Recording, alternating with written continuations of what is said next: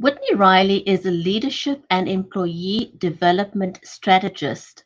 She's a women's corporate boardiness program mentor and an 8 times best-selling author who helps career women live a life free from corporate burnout. Stay with us for more on Whitnie Riley's story. You have a story that is unique, a story that needs to be heard, a story that people care about. So it can get them to stand up for what they believe in. It can inspire them to change. It can inspire them to take action. It can inspire them to care. Care enough to be the light to someone's darkness. Care enough to extend a helping hand to someone who's down and out.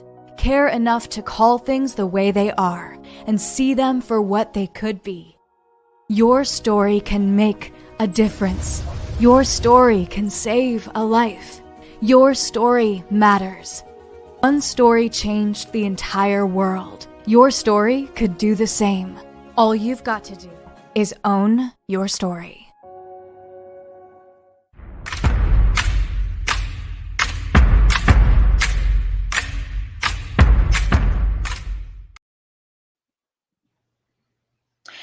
If you're just joining us, then welcome to Books with Bridgetti. I'm Bridgetti Limbanda, your host from Cape Town in South Africa, and our live stream is made possible by StreamYard and BeLive Media, helping business owners make live videos.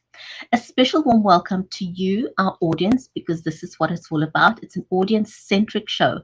So whether you're watching us on Facebook, on LinkedIn, on YouTube, Twitter, also over on Amazon Live, a very warm welcome to you. If you're brand new to the show, if you've never watched the show before, please feel welcome to type new in the comments, or just let me know that you're new or that you're a first-time viewer, and we would love to give you a shout out. Our amazing guest today is Whitnie Wiley. She's an organizational leadership and employee development strategist. She's also a board director, a women's corporate board readiness program mentor, and boy, do women need that. Whitnie is also an 8 times best-selling author, a podcaster, and a speaker. And she helps career women plan their resignation through strategy, coaching, and planning so that they can live a life free from corporate burnout. This is such an important conversation or topic because of the times that we live in. Everyone is feeling the pressure and the stress and the burnout. And how do we go from surviving to thriving? Let's invite Whitnie to chat about this and hear her thoughts and how she helps women thrive.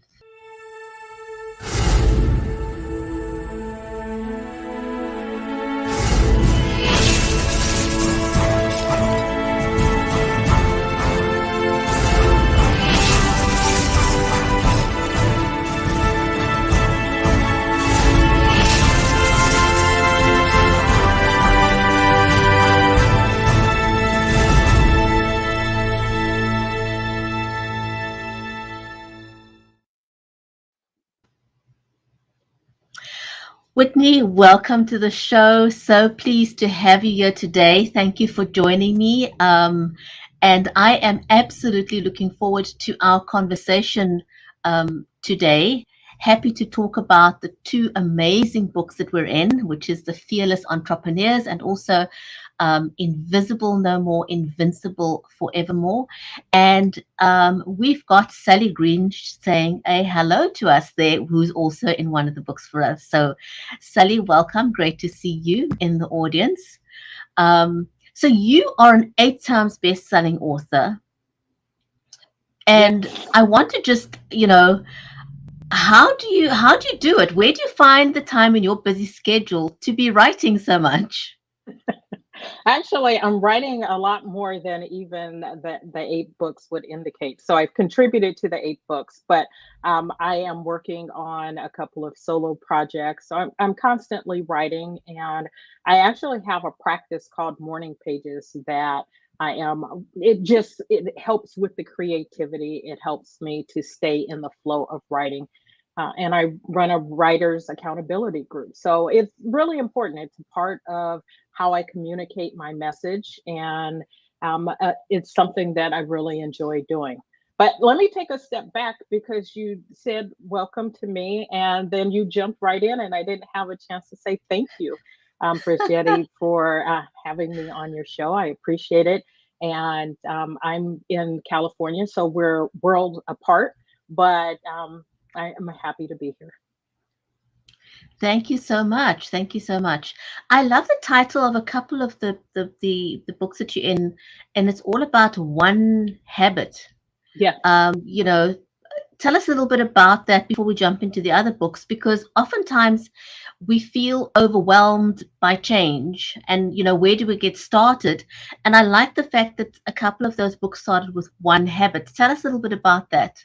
Absolutely. So there is a series, it's called One Habit. There are a number of different books. I have contributed to One Habit for the World's Greatest Leaders, One Habit for Success, One Habit for Entrepreneurial Success. And the concept is exactly that: baby steps, right? All you need to do to change your life is to change one habit.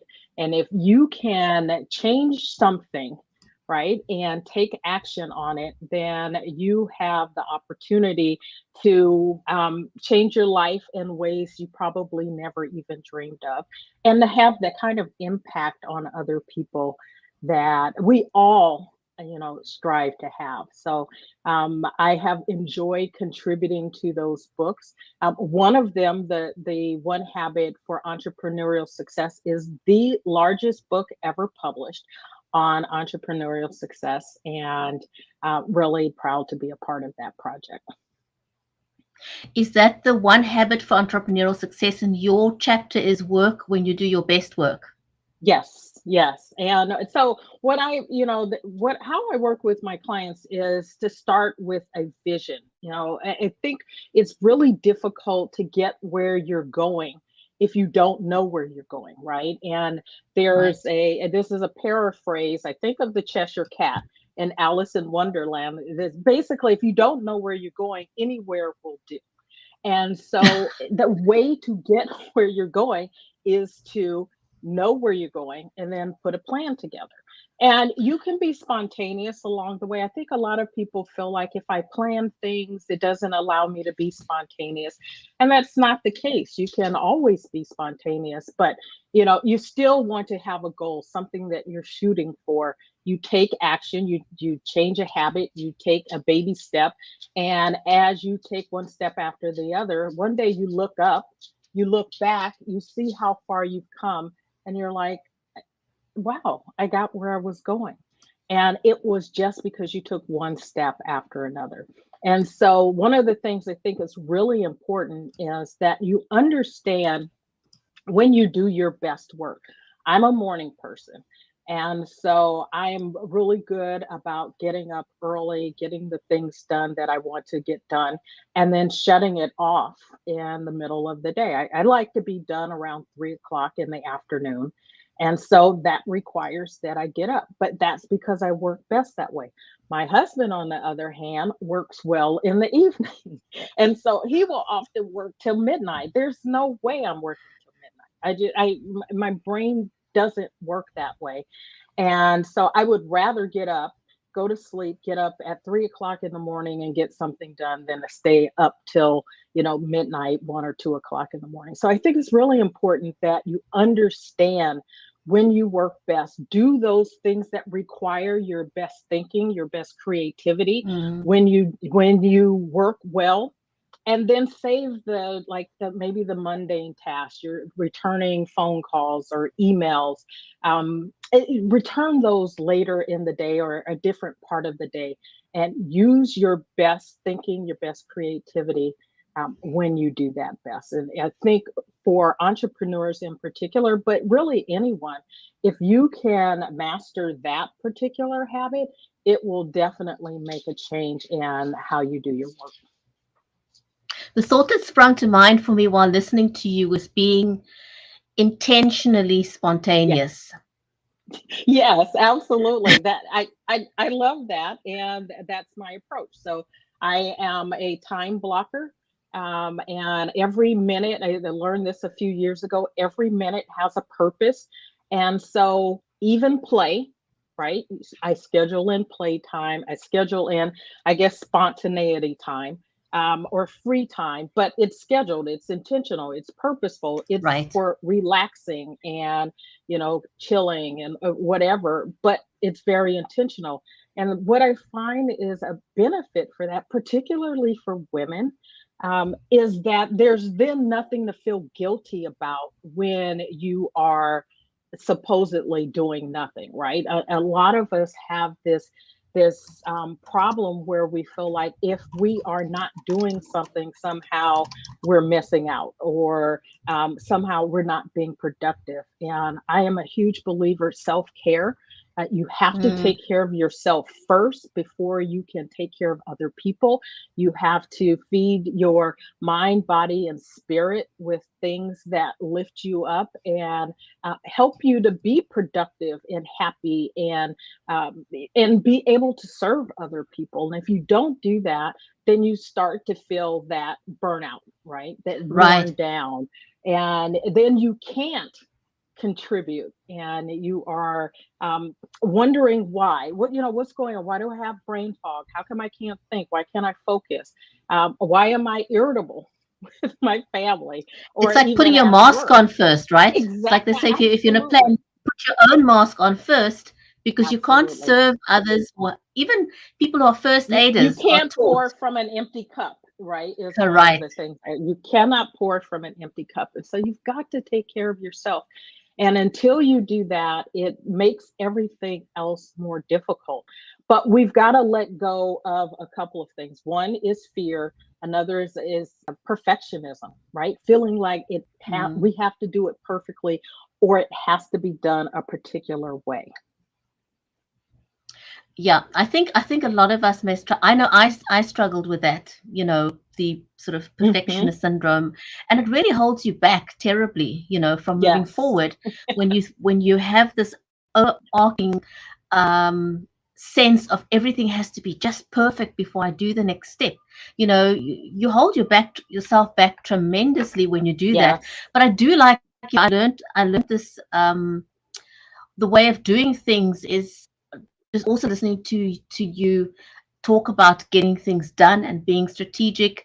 So the saying goes early in the year, early in the month, early in the week, early in the day, and just get things out of the way, get it done, be structured, be intentional, but also be intentional about self-care. I want to talk a little bit Yes. about the book Invisible No More, Invincible Forevermore. And your Okay. chapter intrigues me. You talk about being authentically me. Now, a lot of people don't quite get what authenticity means or what it should be, what it should like. Can you talk a little bit about what you mean by being authentically you and what that means for other people? What is authenticity about? So for me, and I'm going to preface this, that a lot of things that we talk about in life, that people say that they want to be maybe balanced, maybe it's authentic, you know, successful. The definition resides within you. You have to decide what being authentic is to you. You have to decide what being successful is to you. You have to decide whatever it is, right? That ultimately you have to figure out what that means for you. In general, it means just being true to who you are. I um I subscribe to this notion that we don't need fixing, right? We're not broken. We don't need fixing.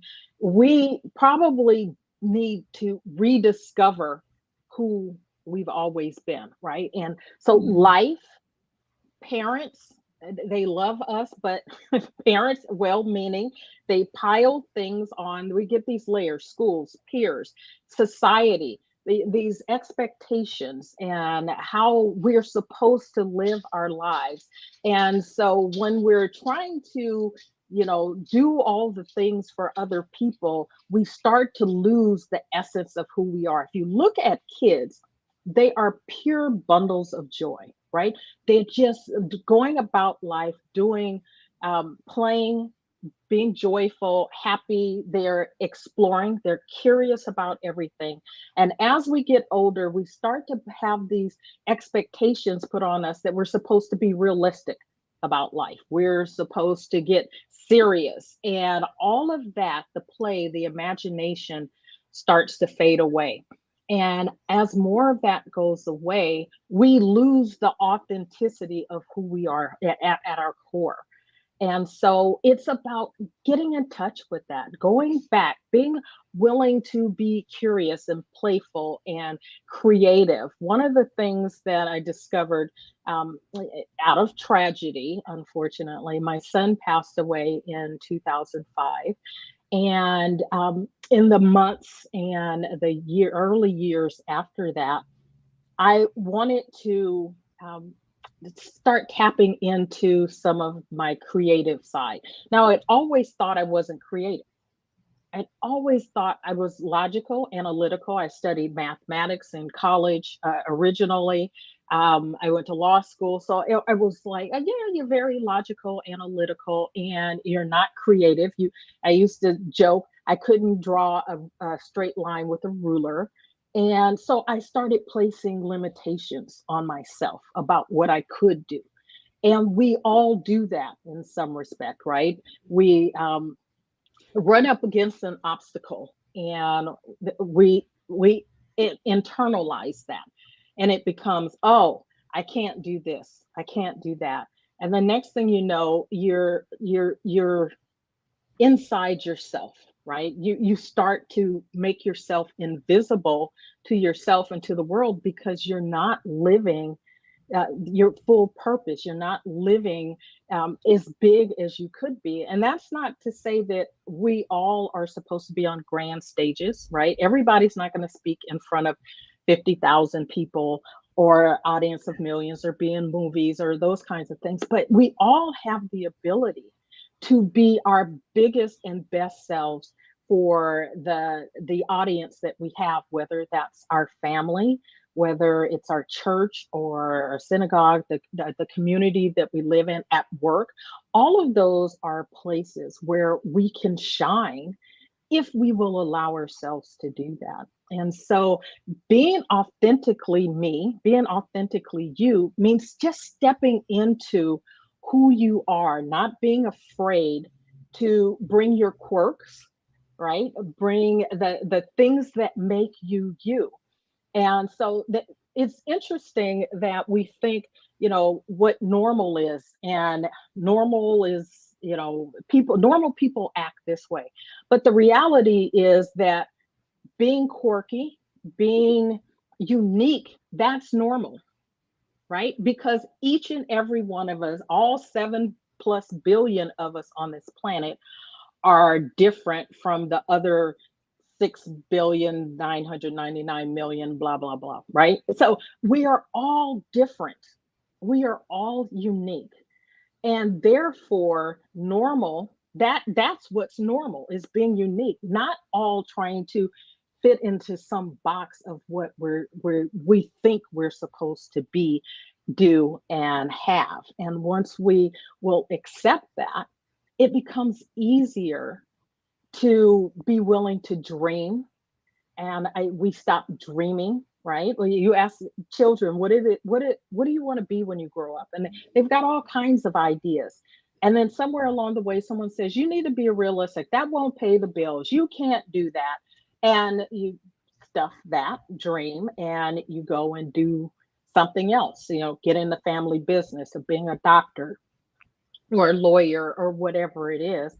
And that's not really who you are and what you want, but it's what's expected. And so you do it. And then you always have inside of you sort of this, I wish I could, be an actor, or could paint, or, drive race cars, or whatever it is. When in reality, and I think we are living in a time and space where we can see that you can make a living doing absolutely anything, right? Maybe that wasn't the case 40 years ago, 50 years ago. We've got the technology that allows you to earn a living renting out your house, renting out your car, driving your car for strangers, being on YouTube or Amazon Live or whatever it is, right? These things weren't happening. I won't say they couldn't have happened, but they didn't happen until they started to happen.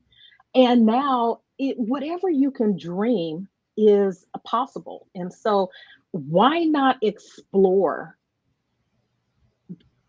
all the things that excite you, that you're interested in, and be open to the opportunities and the possibilities that present themselves or that you create that will allow you to make a living doing whatever it is you want to do. And so when you are authentic and answering to that part of yourself, it allows you to tap into, the creativity that answers the question, well, how am I going to do this? But it's Yeah. really difficult to get there if you are living someone else's dream, living someone else's expectations. And the truth is, that we are seldom happy people when we are not being our authentic selves. There will Right. be that something inside of us that just makes us not feel truly who we are, or really, really happy. As you said, there'll always be that nagging voice inside, and you're always wondering if, and it's funny how we try and conform to society. We try and Yes. conform to our partners. We want to please our parents. We want to please our community. And for some reason, we put ourselves on the back burner.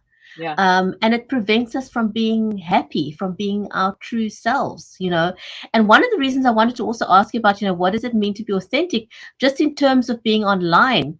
Because I see a lot of people sort of don't quite understand what it means to be authentic.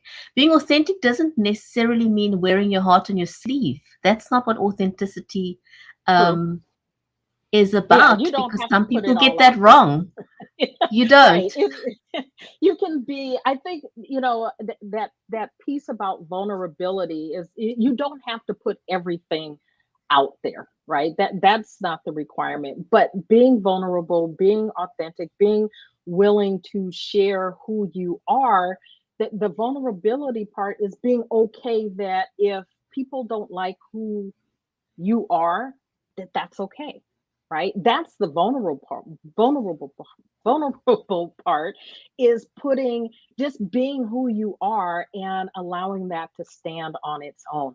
I have a on my desktop on my computer, I've got a vision board, and one of the pictures on the vision board is Betty Davis, and she has a quote that says, "What other people think of me is none of my business."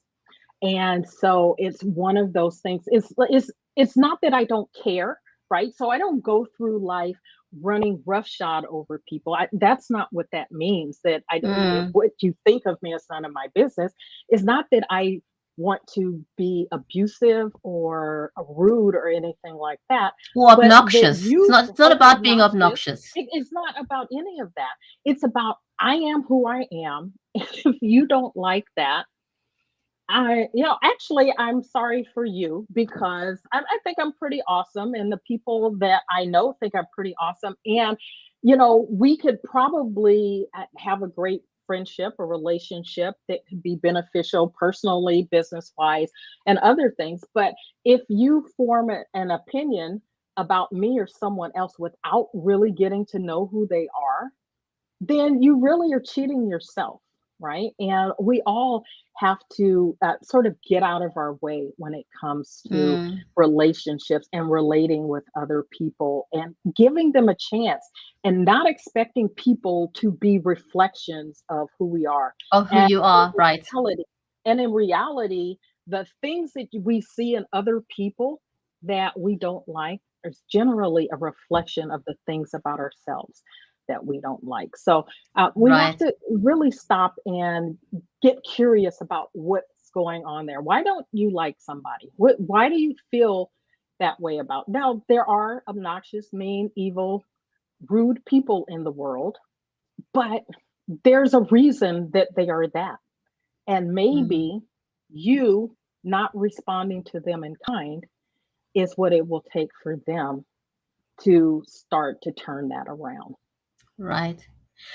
Linda is asking a question that I think is a great one. She says, how do you know when you've reached that point of authenticity?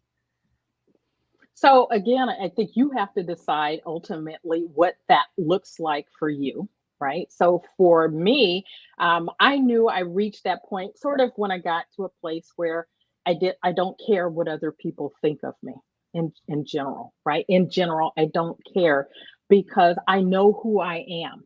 I know where my heart is. I know what my motives are. I know what I'm about. I know that I'm not here trying to hurt people, right? So once you are in touch with who you are and what you bring to the table, Mm, then it doesn't matter what other people think. right. Except for this, I will say this. If you're getting a consistent some input that's consistent, right?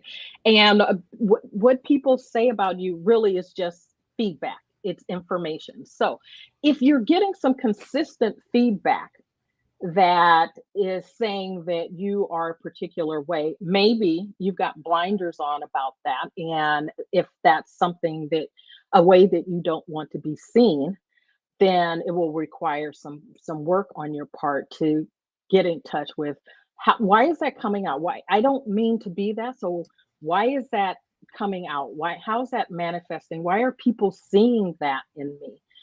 If one person says it, maybe that's they're having an off day, you're having an off day. But if you're getting something consistent, then that I think would require some introspection, getting curious about it, and then being honest. I'm a big believer in self-awareness, and I think pretty much everything starts there. I do a lot of work about leadership, and leadership starts with being aware of who you are, how you interact and relate with other people, and until you can get a grasp on that, it's easy to just kind of go through life running roughshod over people. Sally also wants to know, when are you not afraid of criticism? Which is also a good question. I really do believe that one does need to reach that point where you start feeling secure from within, and that Yeah, security shouldn't be dependent on external factors. I always say, make you happy inside. No one can yeah. disturb your happy place without your permission. Absolutely, absolutely. I think you get to a place where you're not afraid of criticism when you again trust that you are the person that you want to be. So you have a vision of that. Who do you want to be? If you could, project yourself at the end of your life, not the most fun exercise, but I think it's a really good one to do. You project yourself at the end of your life, and what are people saying about you, right? What would people say at the end of your life? And if it's not what you want them to say, then you've got some work to do in order to be what you want to be, not what they want you to be, but who you want to be. So if you're okay with people saying, whatever it is, then continue to live your life the way you're living your life. That's authentic too, right? Even if you are, a bully, if you're okay with that, then you get to reap the consequences that go along with that. But if you're coming across as a bully and that's not what you want, or people are constantly criticizing something that you're doing, again, I think introspection, finding some time to get some self-awareness about what's going on, and why people are saying that, giving people opportunity to talk with you without being defensive, right? So if someone is saying, or several someones are saying that you're coming across in a particular way that you don't want to be, ask them some questions about it. Is it situational? Is it all the time? Often things will happen. People will catch us in not so great moments, right? And when they catch us in those moments, they form an opinion that that's how we are. And Yeah. if that's not how you are, if it was truly a moment, then maybe there's an opportunity to say, when I face, in a situation maybe where I'm pressured or under the gun or something like that, I've got to find some other strategies for how to deal with that, so I don't come across in a way that's abrasive or and rude, so that that's who people think that I am, because I've done that twice in the last 20 years and someone happened to be there to observe it, right? That doesn't mean that's who you are. But it requires some self-awareness on your part and a willingness to listen to other people. But you have to give them space. You've got to give them a floor and safety to share, not be defensive, not try to explain yourself away. And then you go and have the conversation with yourself about what you might need to do to make some changes. Right. I just want to point out to everyone who's watching us, if you are watching us on Facebook, on YouTube, on LinkedIn, on Twitter, if you scoot over to Amazon Live, you will see that we've got the book we were just talking about, Invisible No More, Invincible Forevermore. And Whitney's chapter is called Authentically Me, and that's why we're talking a little bit about authenticity. Now, what I would like to know, what I would like you to know about that is that the book, all the proceeds from the book Invisible No More, Invincible Forevermore, goes to a nonprofit called Dress for Success. So if you buy the book the proceeds go to Dress for Success. It's a nonprofit charity organization, registered, and the proceeds of that book is going to help other women. So if you are all about empowering other women, in other words, I like the phrase being able to give people a hand up on your way up the ladder. So if that is you and you're wanting to help other women, or if you're a man out there and you're watching and you're passionate about helping the women in your life, then buy the book as a gift for yourself or a gift for someone that you love, and help Dress for Success at the same time. So we want to move on to the other book we want to talk about today, which is The Fearless Entrepreneurs. And again, if you are over on Amazon, that book is also in the carousel. It's called The Fearless Entrepreneurs. And we're going to be talking in a minute about Whitney's chapter, which is called Out of My Head.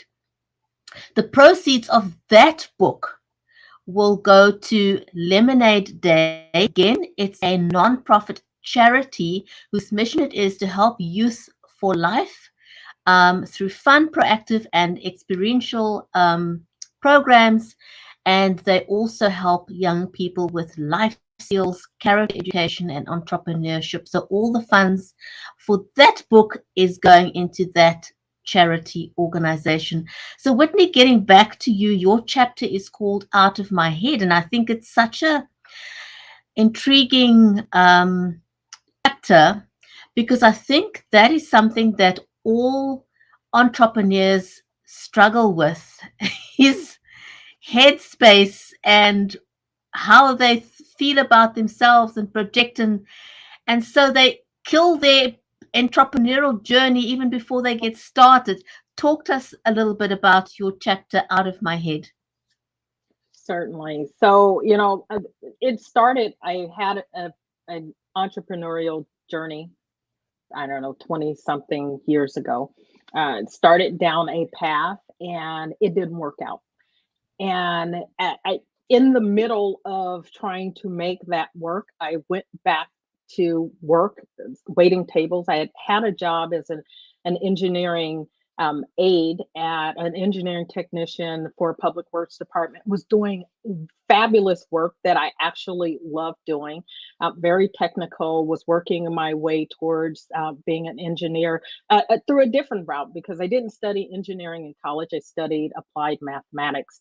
And so I was sort of doing this workaround to get to on this path, but I was struggling in school. I was struggling with the subject matter and the engineering and sort of the transition.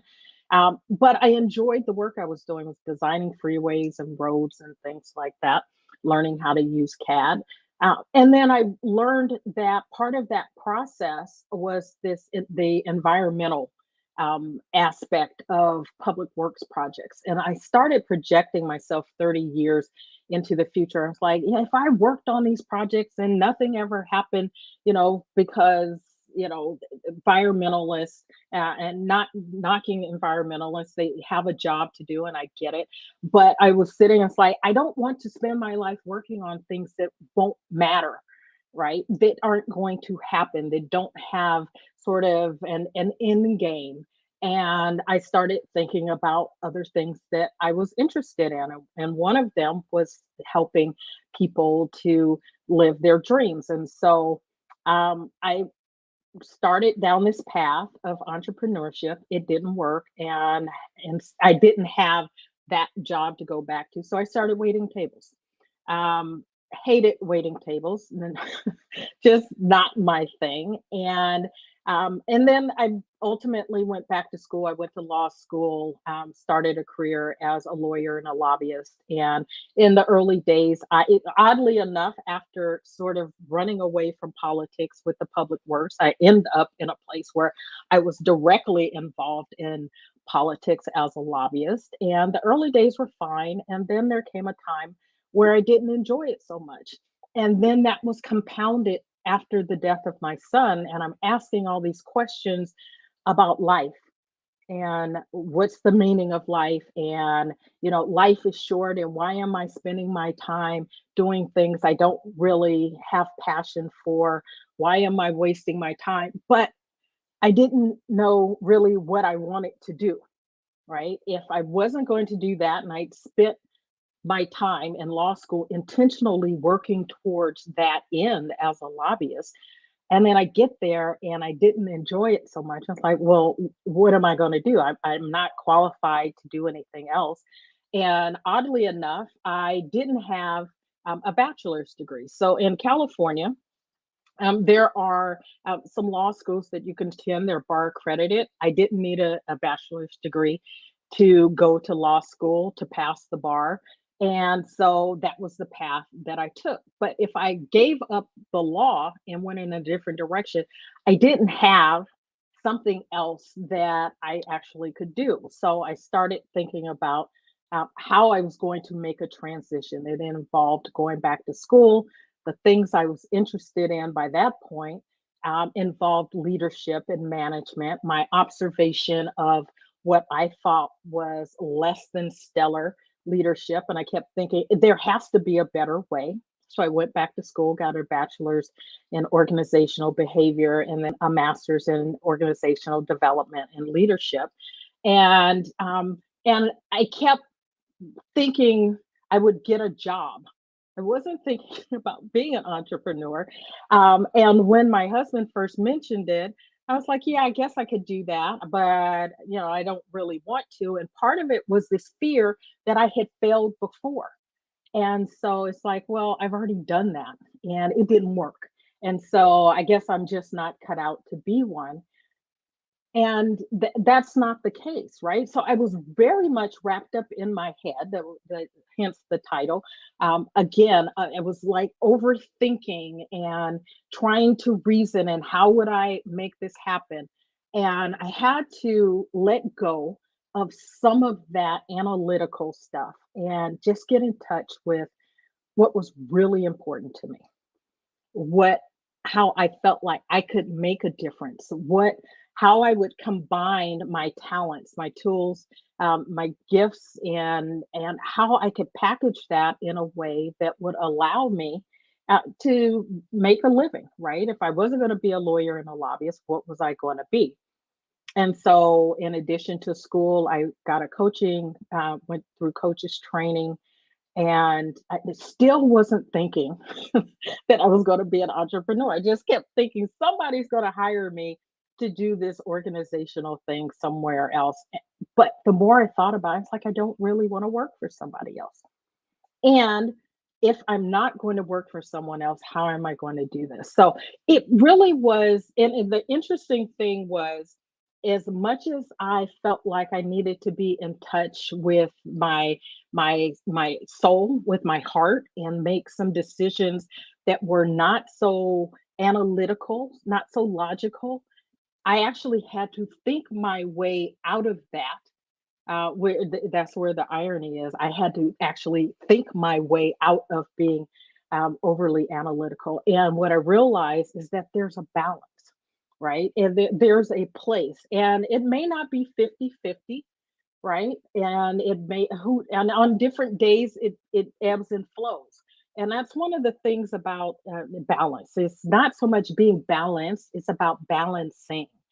And so there are days when I am very much living out of my heart and doing things that I feel and that feel right. And then there are other days when I have to think through what I'm doing. But it ebbs and flows. And ultimately, it's about using all parts of me, all the gifts that I've been given, which is I have a brain, I have a heart, and I have to use them both and not exclude one for the other. I'm going to put you a little bit on the spot. I don't know if you have your copy of the Fearless Entrepreneurs with you. Do you have a favorite paragraph in the book that I do. I do have a copy with me. Let's see. I think the beginning is one of the things. There's the quote by Dale Carnegie that I have that says, "Inaction breeds fear, breeds doubt and fear. Action breeds confidence and courage. If you want to conquer fear, do not sit home and think about it. Go out and get busy." So it becomes about taking action ultimately. Hence, the name of my business was just shifting into action. And so there is a place for thinking, there's a place for planning, there's a place for feeling. And ultimately, you use those things, right? Those tools, those resources that you have available to you, and you make a decision that you're going to move in a particular direction, and then you have to take action. And until you take action, nothing changes, right? And it's just an exercise in your head or in your heart. You could write it on paper, but ultimately you have to do something. And this goes back to one of the questions you asked earlier, about taking action and taking a step, a baby step, changing a habit, right? It's just taking one step at a time. And I am a Jack Canfield certified success principles trainer, and there is a concept that he has, that's called ready, fire, aim, instead of ready, aim, fire. So it's ready. That's the thinking, the heart, yeah. the brain, right? Coming up. This is what I'm going to do, and then you just do it, and then you assess, did I hit my target? If you didn't hit your target, then you make some adjustments, right? Maybe they're macro adjustments, maybe they're micro adjustments, but you make some adjustments, and then you fire again and you check to see where you are. And so you can sit and think forever and never do anything because you're waiting for, we talked about this earlier as well, perfection. You're waiting for the perfect moment, which is never going to come. As they say, the perfect moment to plant a tree was 20 years ago. The next perfect moment is now. Is now. Right? It's now. It's now. So we can't go back. So now, So take some Yes. action, see where you get, and if you need to make some changes, make some changes. It's feedback. That all that is, the thing that we are most afraid of is nothing but feedback. It's information that we can take, get curious about, ask questions, and then say, okay, well, that makes some sense. Well, let me try it this way, or let me try it this way. And you just keep taking one step after another. Right. What jumps out at me is now is being open to feedback and then being agile, Yeah. and then taking action in response to that. You know, I really like that. I wanted to ask you, just thinking of the two books and the other books that you've written.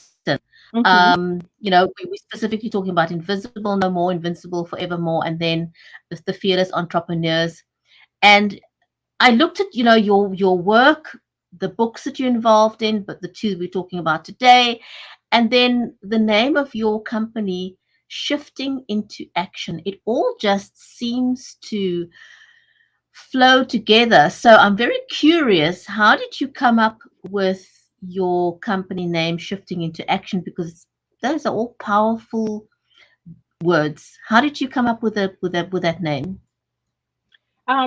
It was born of my experiences, right? And I'm huge on self-awareness. And so I spend time every single day. I have a morning routine. It includes meditation and exercise and affirmations and visualizations and the like. And then there's time, particularly when I'm out running. I run 3 days a week. I walk the other days a week because I have a dog and he needs to get out. And so I wear headphones, but I don't generally ever have anything playing. It's just so that I can like focus in. And I'm thinking the entire time I'm out walking or running, and ideas are coming to creative ideas are coming to me. I'm thinking through, why is this happening? What have I done to invite this into my life? Where can I go next? How am I going to do this? I'm asking the questions. I don't always get the answers right away, but I'm asking the questions because I think curiosity helps to bring that self awareness in. And Right. so I was, working through at the time I was going through coaches training, and I was like, well, the original business was called The Winner's Edge. And I wanted to separate from that.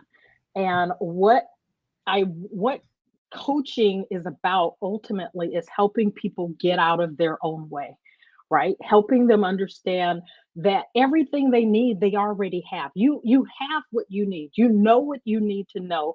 It's about bringing it out. I'm here as a guide to help you bring it out, to then put together a plan and implement it. But I can't do that. So you have to, after you've done all the stuff, at some point you've got to move. So it's about shifting the mindset from just thinking about things and to so that you get to a point where you are taking action on things, and they go together. And it's really a feedback loop, really, right? So again, going with the ready, fire, aim, it's a feedback loop. You're doing something, you're assessing, you're taking action, you're thinking about it, you're assessing it, you're figuring out how can I do this better if I tweak this. But you're constantly going to be taking action. And until you can get to a place where you can shift your mindset so that you can do that. And a lot of times we've got so many blocks, right? That the job of the coach is simply to help you recognize that you have the blocks and then help you to move through the blocks, over the blocks, under the blocks, around the blocks, whatever, bust them. If it's not serving you, then how can we maneuver it, right? How can we move through it, around it, whatever? And that's what that's about. Before we end, talk to us a little bit about why dealing with corporate burnout is so important because of the times we're living in. At the moment, we've got a lot of additional, we live our Yeah, lives with stress. We can't avoid stress. But considering that we've had to pivot into roles and ways of working that challenge us in ways we never may have anticipated or expected, can you give us some tips on avoiding corporate burnout? sure, sure. Um, I, I will say this: start with what it is that you want, right? If we're all too often focused on what we don't want, what's not working. And so start with what it is you want. Where is it that you want to go? How do you, and not just, oh, I want, a 2,000 square foot house, or this car, that car. I'm not talking about that kind of thing. Who do you want to be? Right? And if it is about acquiring something or doing something, who do you have to be in order to have the things and do the things that you want? So having a vision is really important. I think next is understanding what your values and your priorities are. And when you get in touch with your values and your priorities, you use them to weigh, to compare and contrast the things that you are actually doing. A lot of times, burnout, corporate burnout in the family, wherever it is about feeling like you don't have the resources that you need. And there's a Tony Robbinsism that says it's not a lack of resources, it's a lack of resourcefulness. And when we're Mm. over feeling overwhelmed and burned out, it's hard to tap into what our resourcefulness is. And so it's about getting some clarity. And if you are not someone who currently is someone who meditates regularly, um, don't call it meditation, call it, sitting in silence. Just and get in a habit of getting quiet. I think the one of the best things we can do for our health, a couple of things is to eat well, is to move your body, and then is to get quiet. And if you can get quiet, which takes time. It takes practice. That's why it's called a meditation practice. It takes time, or silence practice. It takes time, because your brain is like spinning around in circles. And but if you can get to a point where you can learn to, um, come inside, just come inside. And sit in silence, even if stuff is floating around in your head. Learn to be non judgmental about it. If a thought comes in, acknowledge that it's a thought and say, "Thank you very much. I am sitting in silence right now." It's going to keep happening until it sees that you're not going to give in to it. So, know where you're going, what it is you want, get your values and priorities straight, and start filtering out those things that are not in alignment with your values and your priorities. You can't do everything, right? That's the bottom Mm. line. You cannot do everything. You cannot be everything to everyone. And so you have to decide, where are you going to spend your limited resources, your time, your money, your energy. Where are you going to put those things? And if you get clear on your values and your priorities and what it is you're trying to work towards, if it doesn't fit with that, then you have to learn, the best word, the best sentence in probably any language is no. No is a complete sentence. And at some point, you have to learn to say no. Sometimes And not that's to feel yourself, guilty. and not feel guilty about it. Absolutely. And you don't feel guilty because it's not in alignment with your values and your priorities, right? And so again, going back to that, being authentically you, being clear about what your values and your priorities are, allows you to say no without guilt. The guilt doesn't serve you. And so you're working towards doing things that serve you.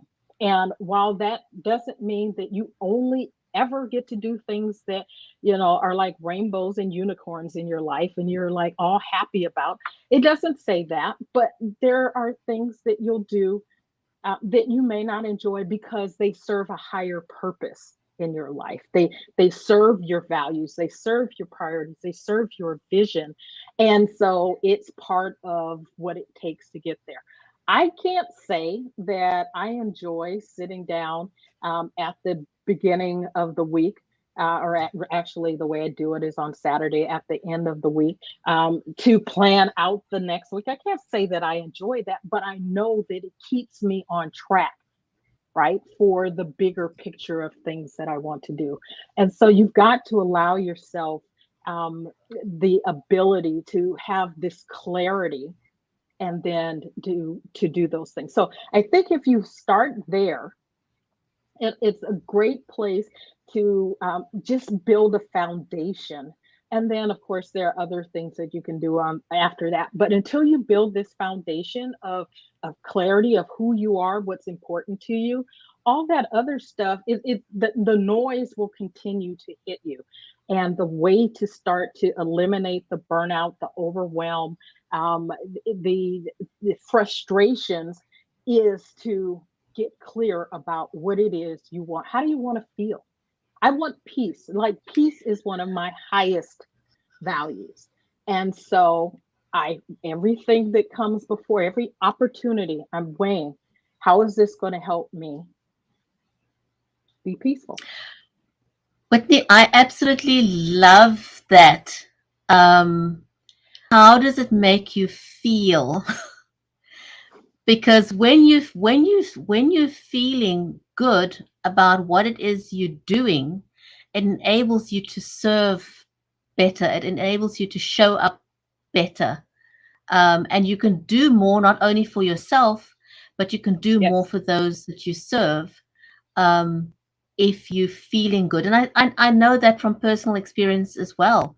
I've spent many years not feeling good about myself, Mm, not feeling good enough. And again, it circles back to other people's expectations of yeah. who they think I should be, but it prevented me from feeling truly happy and feeling truly secure.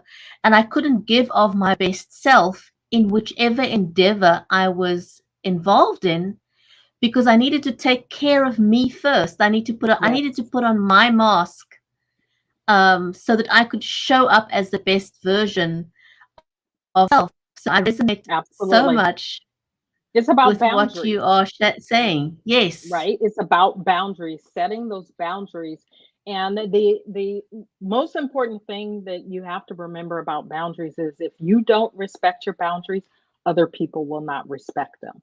So that's why it's so very important to have that clarity about your vision, your values, and your priorities, because you know now what you're protecting.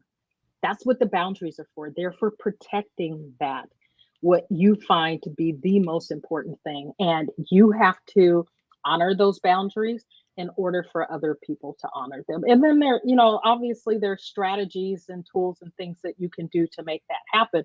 But you've got to start there. You've got to start with that foundation.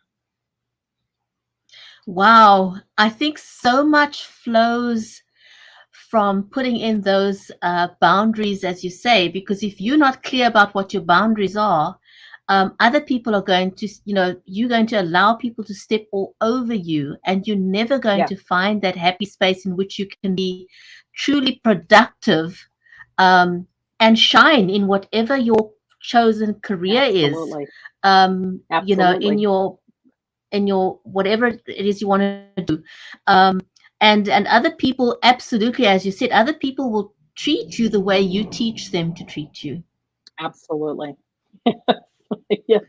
And It's that becomes a the thing, simple right, about simple the truth, but burnout. very profound. Yeah. Absolutely. And you know what, Bridgetti, all of it is very simple. That that's the thing. All of this is very simple, and we have complicated it for all kinds of reasons. But we've complicated things that are very simple. And if we would get back to simple, doing things simply, looking at life simply, that you can have the things that you want. You can do the things that you want. You can be who you want. You can have all of that, right? And it's not complicated, but it does require that you get clarity and then say everything that's not this, right? That's not serving whatever that is for you. Everything that's not that, it needs to be put on hold. And maybe there's another time for that. Maybe there isn't, right? But only you get to decide what that is. And like you said, if you're not letting other people's expectations run your life, then your ability to manage the situations that help to create burnout and the overwhelm in your life, they will start to melt away. Whitnie, thank you so much for this amazing conversation, My and pleasure. for all the gems that you've shared with us today.